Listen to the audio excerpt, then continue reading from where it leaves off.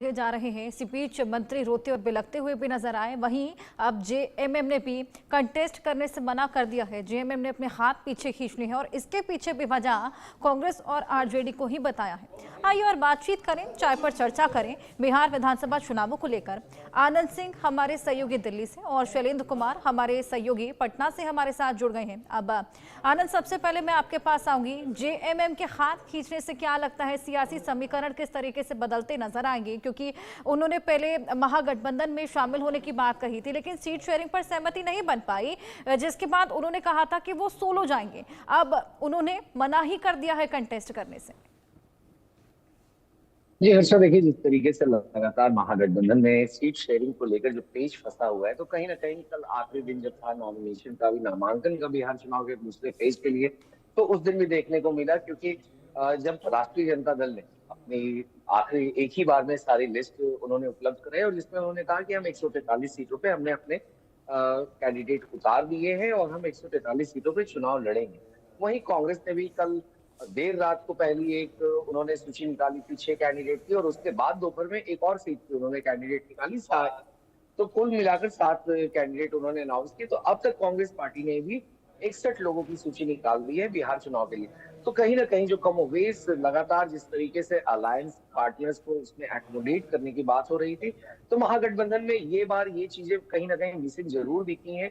क्योंकि जिस तरीके से झारखंड मुक्ति मोर्चा हो या फिर विकासशील इंसान पार्टी की हम खासतौर पे बात करें, जितनी सीटें वो मांग रहे थे उनको उतनी सीटें नहीं दी गई। और आखिर में हमने देखा आखिर किस तरह से मुकेश सहनी को भी जिस तरीके से सीट कम दी जा रही थी, तो उन्होंने भी अपना चुनाव लड़ने से मना किया और फिर गौरा बौरम सीट से उन्होंने अपने भाई को चुनाव लड़ाने का फैसला किया।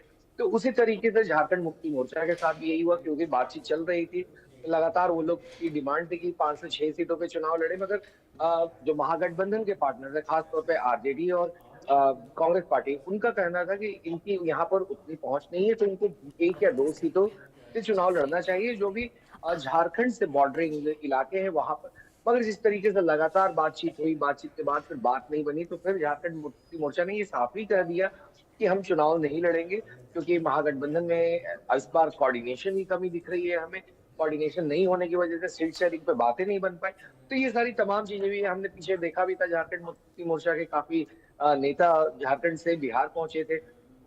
तेजस्वी यादव के घर पे मुलाकात हुई थी उनकी, वहां पर महागठबंधन के तमाम नेता मौजूद थे। मगर जिस तरीके से सीट शेयरिंग की पेच फंसी है, वो कहीं ना कहीं महागठबंधन में अब भी बनी हुई, क्योंकि अब भी काफी ऐसी सीट है दिल्ली बिहार के बीजेपी प्रदेश अध्यक्ष ने भी आरोप लगाया है महागठबंधन के करीब 30 से ज्यादा सीटों पर इनके अपने कैंडिडेट एक दूसरे के खिलाफ लड़ रहे।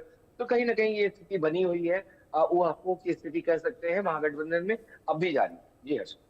बिल्कुल शैलेंद्र, आपके पास मैं आऊंगी। महागठबंधन में गांठ पड़ती हुई लगातार नजर आ रही है। सीट शेयरिंग को लेकर पेच अभी तक फंसा हुआ है, अभी तक कुछ क्लियर नहीं हो पा रहा। हालांकि लिस्टें लगातार जारी हो रही हैं। इसी बीच एक और जो टर्म निकलकर सामने आ रहा है वो है फ्रेंडली फाइट।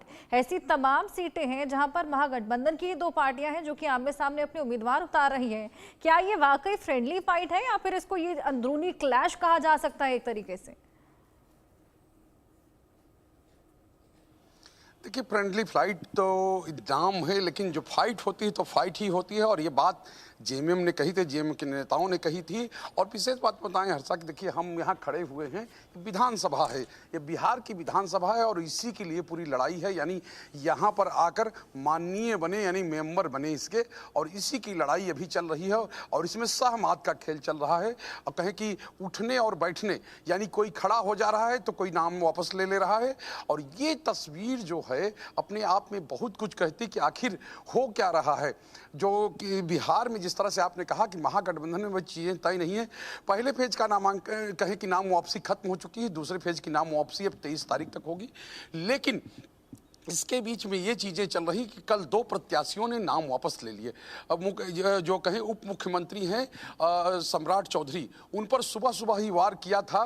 केंद्रीय मंत्री रहे हैं आरके सिंह, उन्होंने उनको बताया था कि वो उम्र छुपाने यानी उम्र बदलने को लेकर आरोपी हैं, और दूसरा डिग्री को लेकर यानी कि अपनी पढ़ाई लिखाई और एक हत्या का मामला था उसको लेकर आरोपी हैं, इसलिए इनको वोट नहीं देना चाहिए।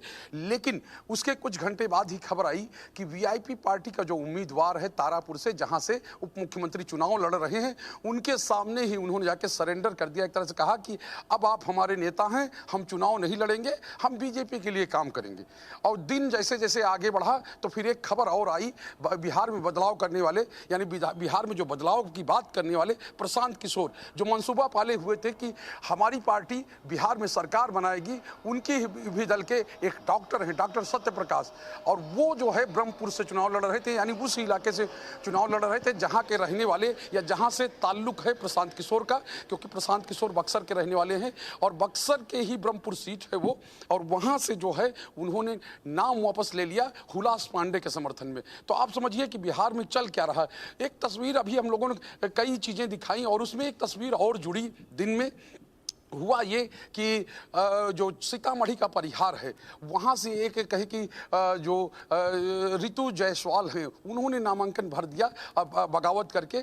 आरजेडी की जो है वो महिला मोर्चा की प्रदेश अध्यक्ष थी और वो एक तरह से कहा जाए कि आरजेडी की महिलाओं के कहे कि एक चेहरा भी थी, लेकिन उनको टिकट नहीं मिला और उनसे कहा गया कि आप बेलसंड यानी बगल की सीट पर चले जाइए, लेकिन उनको स्वीकार नहीं था। उनका ये कहना था कि हम परिहार के हैं, परिहार में हैं और परिहार में ही रहेंगे। और उन्होंने जो आरोप लगा दिया या कहें कि उन्होंने रोते हुए लोगों से अपना आंचल फैलाकर वोट की भीख मांगी और ये कहा कि जितने भी लोग आए हैं ये सब आरजेडी के लोग हैं हमारे नामांकन में। दूसरी बात, चूंकि वहां से जो टिकट मिला है वो टिकट मिला है जो रामचंद्र पूर्वे आरजेडी के पूर्व प्रदेश अध्यक्ष हैं और 10 साल तक उस इलाके से वो प्रतिनिधि रहे हैं, यानी विधायक रहे हैं।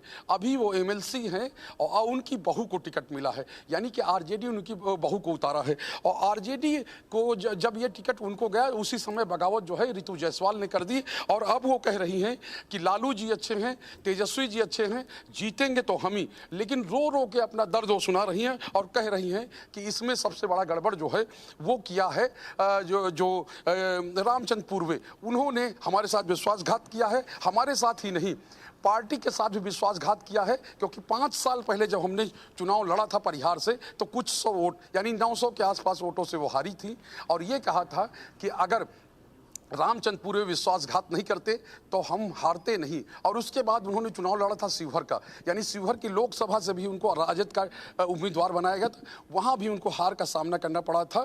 तो ये चीज़ें चल रही हैं, यानी कि तमाम निष्ठाएं बदल रही हैं, तमाम चीज़ें बदल रही हैं। और ऐसे ही एक रेणु देवी हैं, पूर्व उप मुख्यमंत्री हैं, बेतिया से विधायक हैं लंबे समय से, अभी बिहार सरकार में मंत्री भी हैं, पहले उप मुख्यमंत्री रह चुकी।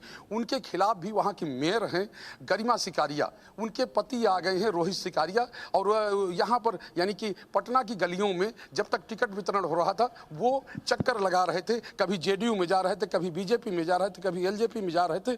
लेकिन जब देखा कि दाल नहीं गल रही है, रेणु देवी का नाम अनाउंस हो गया वहाँ से, तो उन्होंने कहा नहीं, अब एकला चलो की राह ही है। और वो भी जाकर नामांकन कर चुके हैं और ये कह रहे हैं कि मैं बेतिया का बेटा हूँ, यानी कि मेयर के पति। चूंकि मेयर का नाम इसलिए भी बहुत महत्वपूर्ण है कि कुछ दिन पहले प्रशांत किशोर ने जो आरोप लगाए थे संजय जायसवाल यानी बेतिया के सांसद पर, उससे भी मेयर का संबंध रहा। यानी कि वहां जो लॉबी चलती है वो साफ तौर पर बीजेपी के अंदर ही है, जो कि दोनों अपने आप को बीजेपी का नेता कहते हैं।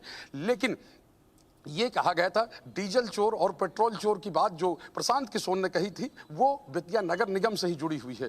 तो आप समझ सकते हैं कितनी चीजें बिहार में चल रही हैं और तमाम ऐसी चीजें हैं जो इससे पहले कभी देखने को नहीं मिली। सीट शेयरिंग की बात आपने बताई ही कि बिहार में सीट शेयरिंग जो है वो अभी तक कहें कि महागठबंधन ने अनाउंस नहीं की है। और जब कल ये लिस्ट आई यानी 143 की लिस्ट आई तो 5 ऐसी सीटें थी जिस पर आरजेडी और कांग्रेस आमने सामने है। एक तस्वीर और सामने आई थी, उसका जिक्र करूंगा और अपनी बात खत्म करूंगा।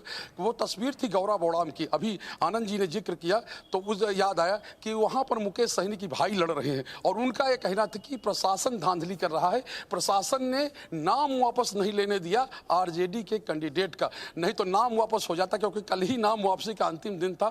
उनका साफ तौर पर आरोप था कि सब कुछ तैयार था लेकिन प्रशासन नहीं माना और हम हाई कोर्ट जाएंगे इसके लिए। और वो भी व्यथित थे क्योंकि अब लालटेन छाप वहां पर मैदान में है। बिल्कुल। और इसी बीच आनंद आपके पास मैं आऊंगी, आरजेडी और कांग्रेस के बीच में वैसे तो कई सियासी ड्रामे देखने को मिल ही रहे हैं, लेकिन एक और सियासी ड्रामा जो देखने को मिला खास तौर पर भागलपुर की सीट में, जहां पर आरजेडी के कार्यकर्ता मौजूद थे और इसी बीच सलाहुद्दीन हसन जो कि पूरे झंडे के साथ पूरे नारेबाजी करते हुए जा रहे थे। जुलूस उनका बाकायदा नामांकन के लिए निकला था, लेकिन अचानक से खबरें आने लगती हैं कि वो किडनैप हो गए हैं। ऐसा क्या हुआ था वहां पर? जी देखिए हर्षा, इस तरह की अफवाहें लगातार कई बार ऐसा होता है कि जब नामांकन के लिए निकलते हैं कैंडिडेट तो अफवाह का बाजार गर्म हो जाता है। और ऐसा ही कुछ भागलपुर में देखने को मिला कि जब वो निकले तो उनके कार्यकर्ताओं में ये बात फैला दी गई कि उनको किडनैप कर लिया गया है। तो ऐसे में वहां पे काफी अफरा तफरी की भी माहौल बन गई थी।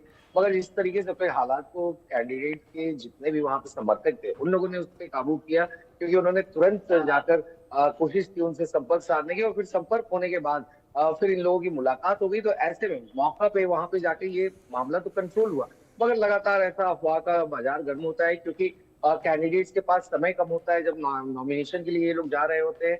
क्योंकि लंबी जुलूस निकालने की बिहार में एक तरह से कहिए तो प्रथा है, या फिर बिहार उत्तर प्रदेश दोनों जगह पे, क्योंकि हमने देखा है जब भी नामांकन के लिए लोग जाते हैं तो अपने साथ हजारों समर्थकों को गाड़ियों का एक काफिला लेकर जाते हैं। तो वैसे में इस तरह के अफवाह अगर आते हैं और वहां पे जब समय कम बचा होता है तो उस तरह में अफवाहों का बाजार जब गर्म होता है तो इस तरह से जब लोग बात फैलाते हैं किडनैप हो गए तो अफरा तफरी का माहौल जरूर देखने के लिए मिलता है। जी बिल्कुल, वाकई अफरा तफरी का माहौल वहां पर देखने को मिला। और इसी बीच झारखंड के मंत्री संजय यादव ने अजीत शर्मा की ओर से बैटिंग करते हुए भागलपुर सीट के लिए भारी सेटिंग भी कर दी थी और इसी वजह से अपने पक्ष को मोड़ लिया था तेजस्वी यादव से सीधी बात करके, और सलाहुद्दीन हसन चुनावी मैदान से बाहर भी हो गए थे। आनंद।